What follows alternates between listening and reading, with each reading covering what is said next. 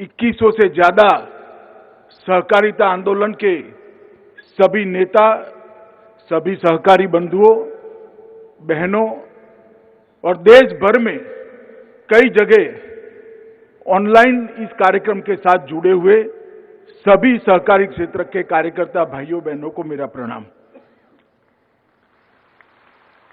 आज मेरी शुरुआत मैं पंडित दीनदयाल जी की जन्म जयंती से करना चाहूंगा, क्योंकि मेरे जैसे कई कार्यकर्ताओं का सहकार में आने की प्रेरणा का मूल स्थान दीनदयाल जी की अंत्योदय की नीति है। गरीब कल्याण और अंत्योदय, उसकी कल्पना सहकारिता के अलावे हो ही नहीं सकती। और देश में सबसे पहले विकास की जब बात होती थी, तब सबसे पहले अंत्योदय की बात जिन्होंने की वो पंडित दीनदयाल जी थे। आज उनका जन्मदिन है। हम मेरे जैसे लाखों करोड़ों कार्यकर्ताओं के लिए ये प्रेरणा प्राप्त करने का दिन है। उसी दिन ये सहकारी सम्मेलन हो रहा है, इसका मुझे बहुत बहुत आनंद है। मित्रों, सबसे पहले आजादी के 75 साल के बाद और ऐसे समय पर जब सहकारिता आंदोलन को सबसे ज्यादा जरूरत थी, तब देश के प्रधानमंत्री जी ने स्वतंत्र सहकारिता मंत्रालय बनाया। इसलिए एज एक सहकारी कार्यकर्ता भी और आप सबकी ओर से मैं उनको बहुत बहुत धन्यवाद और साधुवाद देना चाहता हूं। मेरा आप सभी से अनुरोध है कि अपने अपने स्थान पर खड़े होकर सहकारिता आंदोलन का अनुमोदना जो प्रधानमंत्री जी ने किया है, हम सब इसकी ताली बजाकर स्वागत करें और उनके प्रति धन्यवाद ज्ञापन करें। मैं फिर से एक बार देश भर के करोड़ों सहकारिता के कार्यकर्ताओं के ओर से, सहकारिता की नेताओं की ओर से प्रधानमंत्री जी का धन्यवाद करना चाहता हूं। और मेरी ओर से एक विशेष धन्यवाद करना चाहता हूं, क्योंकि मेरी रुचि का जो विषय है, देश में सबसे पहला सहकारी मंत्री बनने का मौका उन्होंने मुझे दिया है। मेरे लिए बहुत गौरव की बात है। आज यहां जब हम खड़े हैं और एक नई शुरुआत सहकारिता आंदोलन को बल देने की, गति देने की, दिशा देने की शुरू होने जा रहे उस वक्त मैं इतना कहना चाहता हूं कि प्रधानमंत्री जी ने इस मंत्रालय का स्थापना किया है, तब मैं सहकारिता मंत्री के नाते देश भर के सहकारिता के नेताओं को, कार्यकर्ताओं को कहना चाहता हूं कि निग्लेक्शन का टाइम समाप्त हुआ है, प्रायोरिटी का टाइम शुरू हुआ है। आइए सब साथ में रहकर सहकारिता को आगे बढ़ाएं। देश के विकास के अंदर सहकारिता बहुत महत्वपूर्ण योगदान दे सकती है। देश के विकास के अंदर सहकारिता का योगदान आज भी है, मगर बहुत सारे आयामों के अंदर, आयामों तक हमें पहुंचना बाकी है। हमने इसको नए सिरे से सोचना पड़ेगा, नए सिरे से रेखांकित करना पड़ेगा, हमारे काम का दायरा बढ़ाने पड़ेगा, काम के अंदर शिस्त लानी पड़ेगी, काम के अंदर पारदर्शिता भी लानी पड़ेगी और काम के अंदर सहकारिता की भावना को स्वभाव की तरह, संस्कार की तरह घुल मिलकर सहकारिता के आंदोलन को आगे बढ़ाएं। देश के करोड़ों किसान, वंचित, पिछड़े, दलित, गरीब, उपेक्षित महिलाएं, उनको विकास का मार्ग केवल और केवल सहकारिता के माध्यम से ही प्रशस्त हो सकता है और कोई मार्ग नहीं है। कई लोग सहकारिता की प्रासंगिकता पर सवाल उठाते हैं।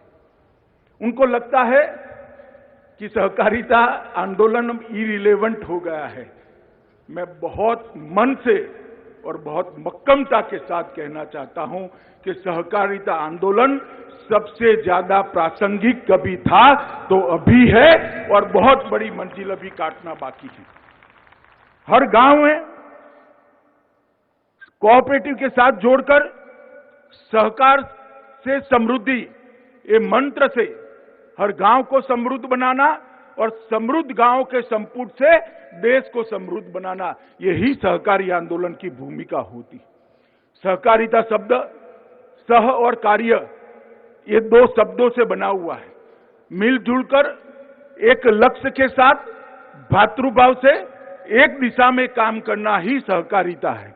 और हम हो सकता है, मैं हमेशा कहता हूं, हो सकता है कि देश के करोड़ों लोगों की, हम सब कोऑपरेटिव क्षेत्र में काम करने वालों की ताकत बहुत कम होगी, आर्थिक ताकत भी शायद हमारी कम होगी, मगर हमारी संख्या इतनी बड़ी है, अगर इसको एक बार कोऑपरेटिव के माध्यम से हम इकट्ठा करते हैं तो एक प्रचंड ताकत की निर्मित होती है जिसको कोई हरा नहीं सकता। और ये आत्मविश्वास के साथ सहकारिता आंदोलन ने एक नई शुरुआत करने का समय आ गया है।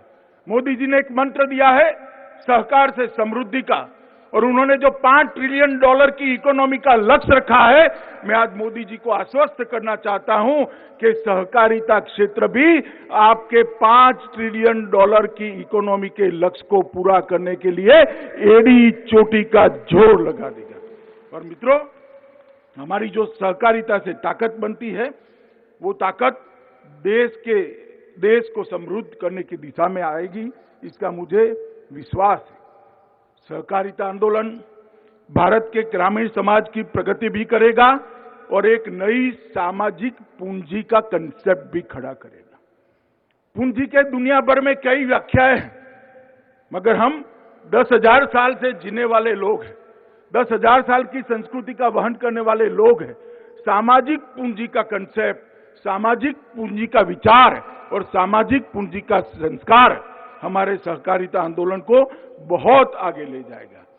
कई देशों के अंदर सहकारिता कानून से अस्तित्व में आती है, कई देशों के अंदर सहकारिता छोटी छोटी पैक्स और बाकी सहकारी समितियों के संविधान से अस्तित्व में आती है।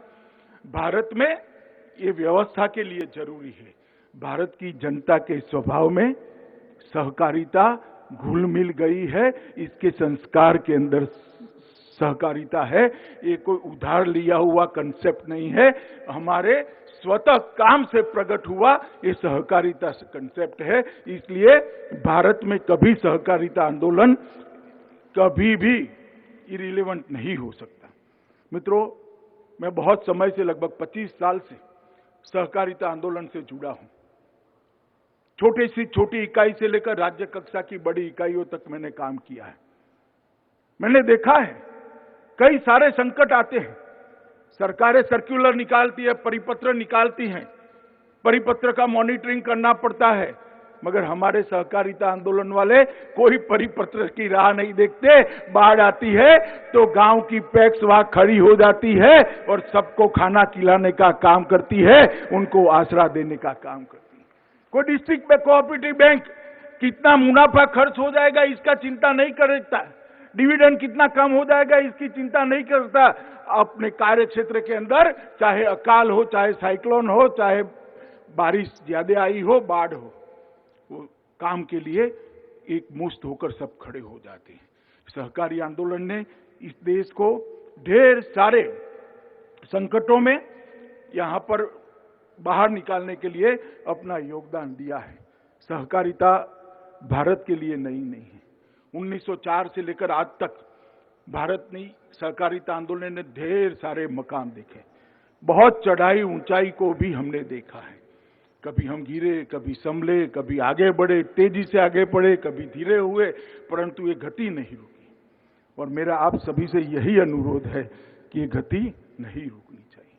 आज इस अवसर पर मैं सहकारिता आंदोलन को बल देने वाले माधवराव गोडबोले, वैकुंठ भाई मेहता, त्रिभुवन दास पटेल, विठ्ठलराव विखे पाटिल, यशवंतराव चौहान, धनंजयराव गाडगिल और लक्ष्मणराव इनामदार जैसे कई लोगों को मैं याद करता हूं और इसको प्रणाम कर कर उनके आशीर्वाद से ये आंदोलन को एक नई गति देने के लिए हम आगे बढ़े, ऐसी प्रार्थना भी करता हूं।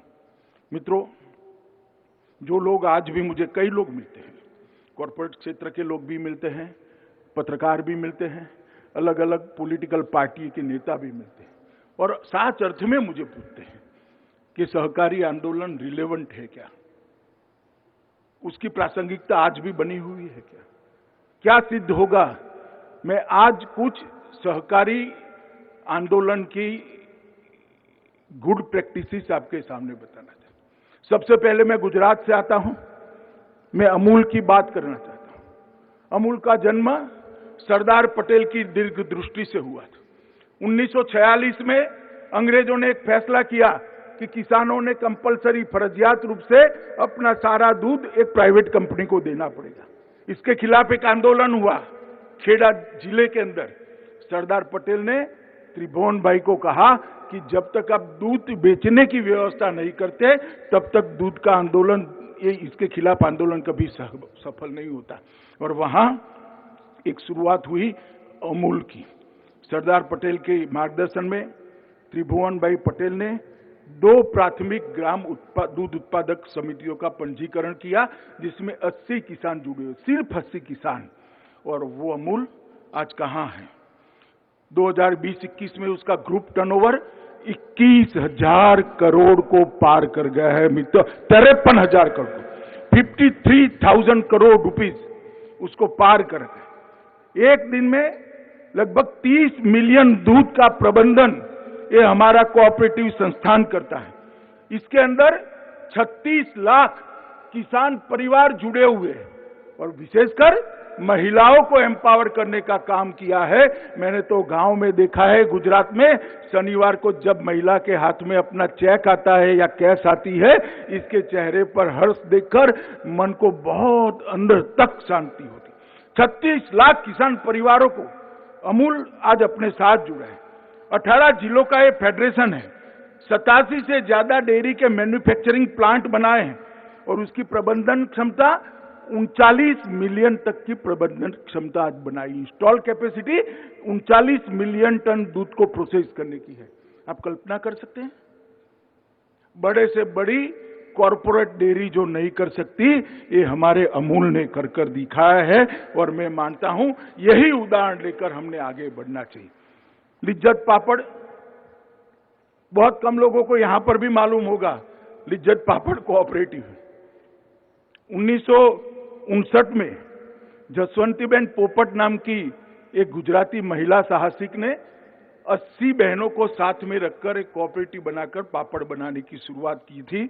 2019 में उनका कारोबार 1600 करोड़ से ज्यादा का कारोबार है और 80 करोड़ निर्यात करती है। 45,000 महिलाएं लिज्जत के कोऑपरेटिव आंदोलन से जुड़ी है और ये सक्सेस स्टोरी देश भर की महिलाओं के लिए एक प्रेरणा का स्रोत है। अमूल और लिज्जत दोनों आज सफल है तो देश की महिलाओं का इसके अंदर बहुत बड़ा योगदान है, दूध भरने में भी और पापड़ बनाने में। इफको जो आज हमारे यजमान है, चेयरमैन साहब भी बैठे हैं, एमडी अवस्थी भी बैठे हैं। इफको ने इस देश की हरित क्रांति को एक नई दिशा देने का काम किया है।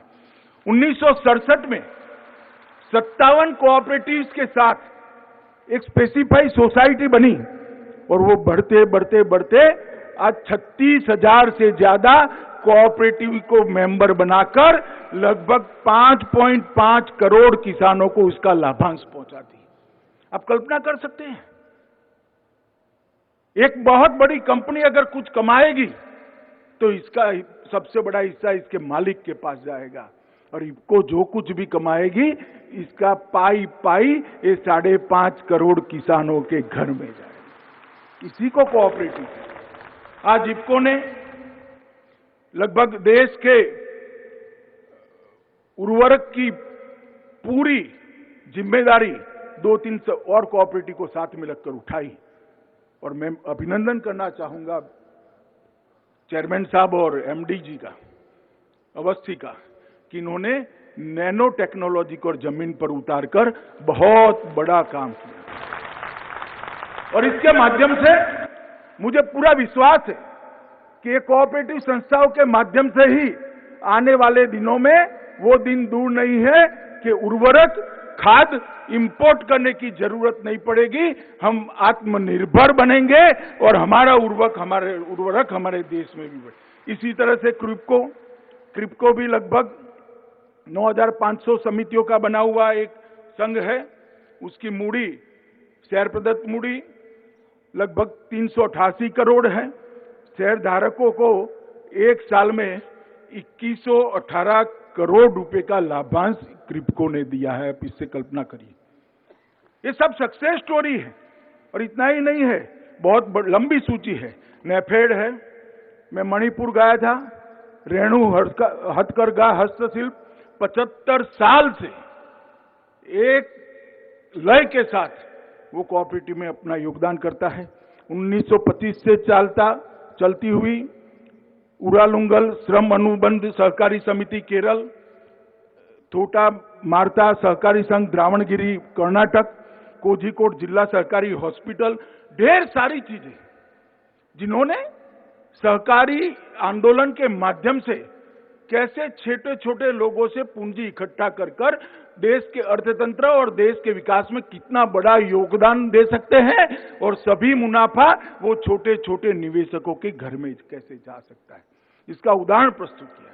मगर आज लगभग सारे संस्थानों के कर्ता धर्ता यहीं पर है, प्रबंध निर्देशक है, चेयरमैन है, डायरेक्टर्स हैं।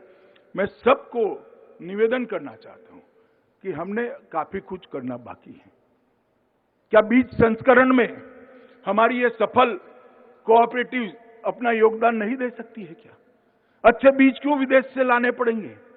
बीज के क्षेत्र में हम आत्मनिर्भर नहीं हो सकते हैं?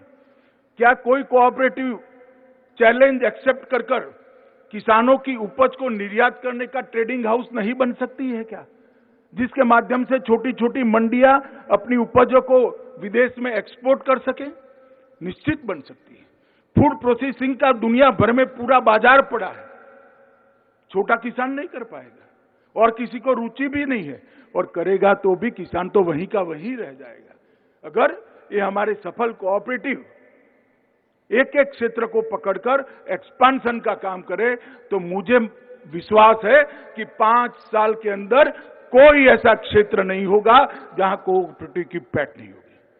और सहकारिता मंत्रालय इसीलिए बनाया है, कोऑपरेटिव को मजबूत करना है, कोऑपरेटिव का व्याप बढ़ाना है, कोऑपरेटिव के अंदर पारदर्शिता लानी है, कोऑपरेटिव संस्थाओं को मॉडर्नाइज करना है, कंप्यूटराइज करना है, और ये स्पर्धा में टिक जाए, इस प्रकार की स्पर्धा में टिकने वाली सफल कोऑपरेटिव बनाना है। ये सारी चीजों को करने के लिए ही हमने कोऑपरेटिव मंत्रालय प्रधानमंत्री जी ने बनाया है। मित्रों, आज मैं आप लोगों को इसलिए बताना चाहता हूं, आप सब लोग कोऑपरेटिव संस्थाओं से जुड़े हुए लोग हैं, मगर जब तक जामवन ने हनुमान जी को नहीं कहा कि हनुमान जी आप रामेश्वरम से लंका तक समुद्र लांघ सकते हो, उनको विश्वास नहीं था। जब जामवन जी ने कहा कि हनुमान तुम हिम्मत करो, समुद्र तुम लांघ सकते हो, हनुमान जी ने कूदका लगाया और समुद्र लांघ गए। मैं आपको क्या बताऊंगा कोऑपरेटिव क्या है। सहकारी समितियां हैं, लगभग क्रेडिट सहकारी समितियां 8.5 लाख से ज्यादा क्रेडिट कोऑपरेटिव सोसाइटी है। ऋण न देने वाली सहकारी समितियां 7 लाख से ज्यादा है। राष्ट्रीय स्तर के सहकारी संघ 17 से ज्यादा है। राज्य स्तरीय सहकारी बैंक 33 है। जिला स्तरीय सहकारी बैंक 363 है, और लगभग 95,000 में से 63,000 पैक्स काम कर रहे हैं। एक दृष्टि से देखें तो हर 10वें गांव पर एक पैक्स है। मैं आगे बताऊंगा, ये संतोषजनक स्थिति नहीं है, मगर हर 10वें गांव में एक पैक्स होना दुनिया के सहकारिता के आंकड़ों का जब अभ्यास करते हैं तो अपने आप में एक बहुत बड़ी उपलब्धि है। ये पैक्स ही माध्यम है किसान का कल्याण करने का। ये पैक्स ही माध्यम है सरकार जो कम ऋण से लोन भेजती है किसान के लिए, ऋण का पैसा भेजती है, उसको पारदर्शी तरीके से उसके साथ पहुंचाने का। ये पैक्स ही माध्यम है उसको खेती के लिए उपयोगी चीजों को पहुंचाने का। ये पैक्स को मजबूत करना हमारे लक्ष्य होना चाहिए।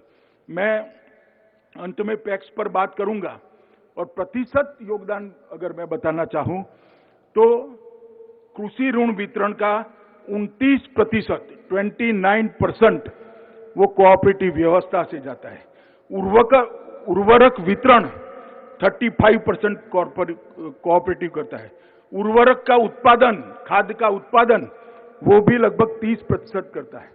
चीनी का उत्पादन, देश की कुल चीनी की लागत का उत्पादन 31% कोऑपरेटिव चीनी मिलें करती है। तकली स्पिंडल 29%, दूध की खरीदी और उत्पादन 20%, गेहूं की खरीदी 13% कोऑपरेटिव करती है, धान की खरीदी 20% करती है और मछुआरा के क्षेत्र में भी कोऑपरेटिव का योगदान 21% है। मैं इसलिए आंकड़े कहता हूं मित्रों कि एक बहुत मजबूत प्लेटफॉर्म पर आज हम खड़े हैं। अब समय आ गया है कि नए लक्ष्य तय करना और नए लक्ष्यों को सिद्ध करने के लिए आगे बढ़ना। ये प्लेटफॉर्म जो हमारे पुरखों ने, भारत के कोऑपरेटिव आंदोलन के पुरखों ने हमें दिया है, वो प्लेटफॉर्म पर एक मजबूत बहुमंजिला इमारत बनाने का काम यहां हॉल में बैठे हुए और ऑनलाइन जुड़े हुए सभी सहकारी कार्यकर्ता, और इसीलिए मोदी जी ने ये सहकारिता आंदोलन का गति देने के लिए सहकारिता मंत्रालय की रचना की। हमारी सफलता 4 ही चीजों पर निर्भर हो सकती है: संकल्प शक्ति, साफ नियत, परिश्रम और संघ भाव से काम करना।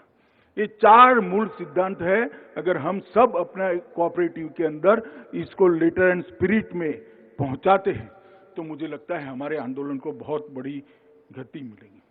नरेंद्र मोदी जी ने जो सहकारिता मंत्रालय बनाया है, उसका उद्देश्य है ग्रामीण क्षेत्र में विकास को पहुंचाने का और ग्रामीण क्षेत्र में भी हर वंचित तक विकास को पहुंचाने की चुनौती को पार करने की जिम्मेदारी सहकारिता मंत्रालय की, और इसका एक स्वदेशी यंत्रणा बनाने की जिम्मेदारी भी सहकारिता मंत्रालय ने। मित्रों, कृषि क्षेत्र में 7 साल में मोदी जी ने आमूलचूल परिवर्तन लाया है। मैं सिर्फ बजटीय आवंटन की बात करना चाहता हूं। 2009-10 में कृषि का बजट 12,000 करोड़ था। मैं फिर से रिपीट करता हूं, 12,000 करोड़। 12,000 करोड़ बहुत बड़ा लगता है, मगर 2020-21 में इस बजट को बढ़ाकर 1,34,499 करोड़ रुपया कृषि का।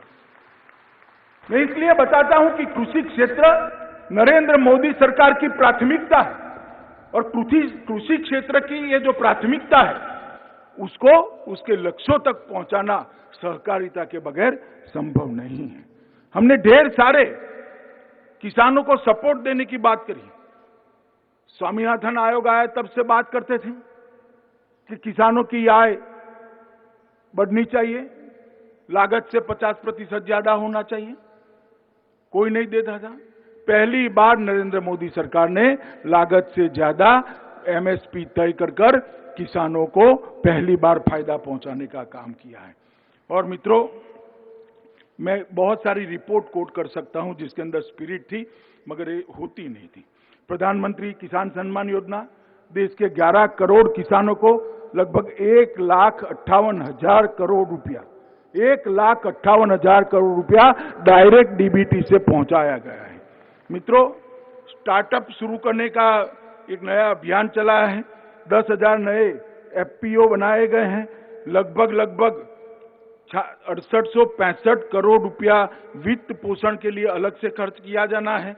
ई नाम मंडी की योजना लाए हैं, सॉइल हेल्थ कार्ड दिया है, और ये सारी चीजों के अंदर सहकारिता क्षेत्र का और पैक्स का एक रोल है। हमने सारी चीजों को अपने पैक्स के अंदर मजबूती से इसका अध्ययन कर इसकी इंप्लीमेंटिंग एजेंसी गांव स्तर पर बनने की शुरुआत करनी पड़ेगी, तभी ये सारी चीजें नीचे तक पहुंच पाए। मित्रों, सहकारिता मंत्रालय का जो गठन किया है, कई सारे लोग कहते हैं कि स्टेट सब्जेक्ट है। मैं स्टेट और सेंटर के झगड़े में पड़ना नहीं चाहता, इसका कानूनी जवाब आराम से दिया जा सकता है। मगर मैं इतना ही कहना चाहता हूं, भारत सरकार का मोदी जी के नेतृत्व में बना सहकारिता मंत्रालय सब राज्यों के साथ सहकार कर चलेगा, किसी से संघर्ष करने के लिए नहीं बना है। इसलिए किसी ने भी मन में सोचने की जरूरत नहीं है स्टेट सब्जेक्ट है या सेंट्रल सब्जेक्ट है। हम मदद सबकी कर सकते हैं, राज्यों की भी करेंगे, सबको साथ में लेंगे और आंदोलन को आगे बढ़ाएंगे। सहकारी समितियों को जमीनी स्तर तक पहुंचाने का काम इस सहकारिता मंत्रालय के तत्वाधान में होगा। बहुराज्य मल्टी स्टेट कोऑपरेटिव को उसको सुगम बनाने के लिए हम बहुत कम समय के अंदर एक्ट में बहुत सारे बदलाव लेकर आ रहे हैं। विकास पथ पर आगे बढ़ने के लिए एक बहुत बड़ी बात हुई, हमने तय किया है कि कुछ समय के अंदर ही नई सरकार नीति, पहले अटल जी लेकर आए थे 2002 में, अब मोदी जी लेकर आएंगे 2021-22 में। ये आजादी का 75वां साल है। अमृत महोत्सव में नई सहकार नीति को बनाने की हम शुरुआत भी करेंगे। पैक्स को मजबूत करना, 63,000 पैक्स 6 लाख गांवों के बीच में कम है। हम एक लक्ष्य रखेंगे कि आने वाले 5 साल के अंदर हर दूसरे गांव में पैक्स हो जाए। पैक्स की संख्या को 65,000 से बढ़ाकर 3 लाख तक पहुंचाने के लिए उचित कानूनी खाका तैयार करने का काम ये सहकार मंत्रालय करेगा और वो एडवाइजरी होगा, स्टेट के पास भेजेंगे, स्टेट अपने कानूनों में परिवर्तन करे। सबसे बड़ी दिक्कत ये है कि एक पैक्स बैंकरप्ट हो जाता है, जब तक उसका वाइंडिंग अप का काम समाप्त नहीं होता है नया पैक्स बन नहीं सकता है। इसकी कानूनी व्यवस्था करनी पड़ेगी। वो पैक्स को साइड पर रखकर वाइंडिंग अप का काम शुरू हो जाए, नए पैक्स की रचना हो और सहकारिता आगे बढ़ जाए। हम ये भी सुनिश्चित करेंगे कि सभी के सभी पैक्स का कंप्यूटराइजेशन समाप्त हो। इसमें भारत सरकार भी अपना बड़ा योगदान देने वाली है और सारे पैक्स का कंप्यूटराइजेशन भारत सरकार करने के लिए बहुत कम समय में एक योजना लेकर आएगी। मित्रों, कंप्यूटराइजेशन के साथ साथ एक ऐसा सॉफ्टवेयर बनाने की भी कवायद चालू करी है जो पैक्स, डीसीबी और नाबार्ड तीनों को जोड़ेगा। एक ही सॉफ्टवेयर से अकाउंटिंग सिस्टम पैक्स की, डिस्ट्रिक्ट कोऑपरेटिव बैंक की और नाबार्ड की एक लय के साथ होगी और स्वभाषा में होगी, स्थानीय भाषाओं में होगी। मित्रों, पैक्स को एफपीओ बनाने के लिए भी क्या किया जा सकता है, इस पर मेरा मंत्रालय काम कर रहा है। मेरा आग्रह है सहकारिता प्रशिक्षण पर, सहकारिता प्रशिक्षण को और पैना करना पड़ेगा, प्रोफेशनल करना पड़ेगा। स्किल डेवलपमेंट के सारे एरिया जो सहकारिता को छूते हैं, वो सारे एरिया के स्किल डेवलपमेंट की व्यवस्था करनी पड़ेगी। बहुत बड़ा कॉर्पोरेट्स होता है मगर उसका उचित उपयोग करना, इसके लिए भी मेरा मंत्रालय एक कार्य योजना बना रहा है।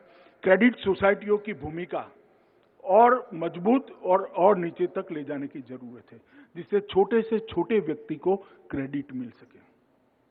दीपावली का त्योहार है और 1000 रुपया किसी को चाहिए त्योहार मनाने के लिए, इनकम है मगर आज नहीं है क्योंकि 2 महीने पहले घर में बीमारी आ गई थी, तो उसको 1000 रुपया मिल जाए, उसकी दीपावली अच्छी जाए।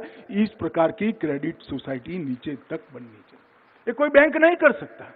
बैंक कागज मांगेंगे, अरे भाई इसके पास कागज होते तो 1000 रुपया लेने को काहे को आता, वो कागज नहीं है। हमारी कोऑपरेटिव क्रेडिट सोसाइटियां जो छोटे छोटे लोन देती है 2 आंख की शर्म से देती है और मैं मानता हूं इसको हम नीचे तक मजबूत करने का काम करेंगे। किसान क्रेडिट कार्ड में भी पैक्स की भूमिका कुछ राज्यों में अभी तक बनी नहीं है, इसको हम बनाने के लिए पूरा प्रयास करेंगे। प्रायोरिटी सेक्टर लेंडिंग, सिर्फ अल्पकालीन ऋण नहीं, सभी प्रायोरिटी सेक्टर लेंडिंग में कोऑपरेटिव की भूमिका बढ़ाने के लिए सभी प्रायोरिटी सेक्टर लेंडिंग के भारत सरकार के मंत्रालयों के साथ सहकारिता मंत्रालय काम कर जमीन पर प्रायोरिटी लेंडिंग सभी प्रकार के कोऑपरेटिव के माध्यम से हो, इसके लिए हम करेंगे। जैसे स्व सहायता जूथ, आज तक देश में स्व सहायता जूथों ने अपनी स्पेसिफाई सोसाइटी नहीं बनाई। ये अमूल जो है ना, ये स्व सहायता जूथों का ही स्पेसिफाई सोसाइटी है। अमूल की तरह स्व सहायता जूथ हर राज्य में अपनी स्पेसिफाई सोसाइटी बनाकर छोटी छोटी स्व सहाय जूथों ने बनाई हुई चीजों के मार्केटिंग की व्यवस्था कर सकता है। इसके लिए भी एक विशेष कानूनी प्रबंधन करने की जरूरत है, इस पर भी हम काम कर रहे हैं। मछुआरा सहकारिता के लिए भी सबसे बड़ा समुद्र किनारा हमें पास है, इसका दोहन हम पर्याप्त मात्रा में नहीं कर सकते। छोटे मछुआरों के पास बड़ी बड़ी चीजें लेने का, ना नेट लेने के पैसे, ना यांत्रिक बोट लेने का पैसा है। तो मछुआरा कोऑपरेटिव बनाकर उनको एक प्लेटफॉर्म देंगे जिससे इसका मुनाफा सीधा मछुआरे के बैंक अकाउंट में पहुंचे। इस प्रकार की व्यवस्था करने के लिए भी हमने काम किया है। इसी प्रकार से ट्राइबल क्षेत्र में जनजातीय सहकारी जो वन उत्पाद है उसके लिए भी कोऑपरेटिव बनाकर उसकी मार्केटिंग की व्यवस्था नरेंद्र मोदी जी के नेतृत्व में हम करने जा रहे हैं। मित्रों, बुनियादी खाका सहकारी समितियों का और देश भर के हर राज्य के कानून के अंदर एक प्रकार की सिनर्जी हो, इस प्रकार का प्रयास भी हमने हाथ में लिया है। मुझे मालूम नहीं सफलता कितनी मिलेगी, मगर हमारा इरादा नेक है, इसलिए विश्वास है कि इसमें सफलता जरूर मिलेगी और हम जरूर सफल होंगे। मगर आज इतने सारे सहकारिता आंदोलन के दिग्गज नेता आए हैं, उस वक्त ट्रेनिंग, स्किल डेवलपमेंट, पारदर्शिता, पारदर्शी भर्ती प्रक्रिया और पारदर्शी चुनाव प्रक्रिया और खुला सदस्य सभासद बनाने का खुला कार्यक्रम सहकारिता ने संस्थाओं ने करना पड़ेगा।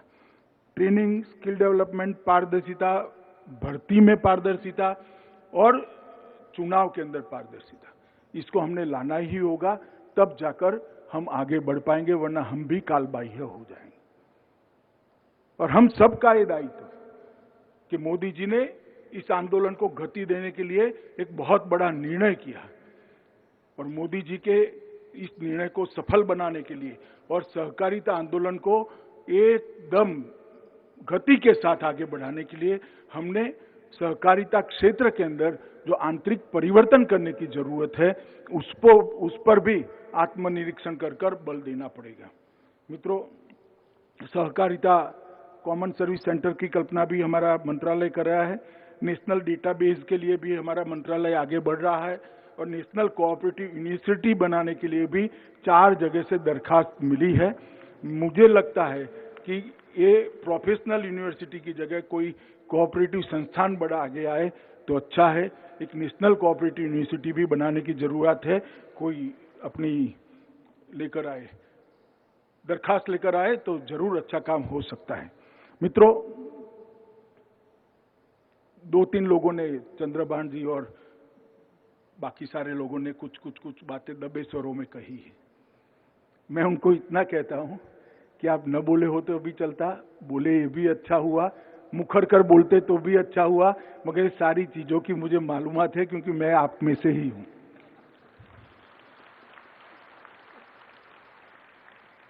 कोऑपरेटिव, अर्बन कोऑपरेटिव बैंक के प्रॉब्लम्स, टैक्सेशन के प्रॉब्लम, भेदभावपूर्ण रवैया, सरकार का पक्षपात, सरकारी कर्मचारियों का पक्षपात, ये सारी चीजों से मैं अवगत हूं। मैं आपको विश्वास दिलाना चाहता हूं, इस क्षेत्र के साथ कोई अन्याय नहीं कर पाएगा, इतना भरोसा है।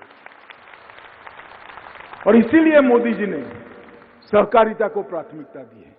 इसीलिए आत्मनिर्भर भारत के स्वप्न के अंदर सहकारिता आंदोलन को प्रमुख स्थान दिया है और इसीलिए सहकार से समृद्धि का मंत्र नरेंद्र मोदी जी ने दिया है, क्योंकि हम चाहते हैं कि सम विकास होना चाहिए, विकास सर्वस्पर्शीय होना चाहिए, विकास सर्वसमावेशक होना चाहिए, विकास के मॉडल के अंदर सबको छूने की ताकत होनी चाहिए और विकास का मॉडल सबको समाहित करने की बाहें फैलाकर खड़ा हुआ मॉडल होना चाहिए और वो कोऑपरेटिव के अलावे संभव नहीं है।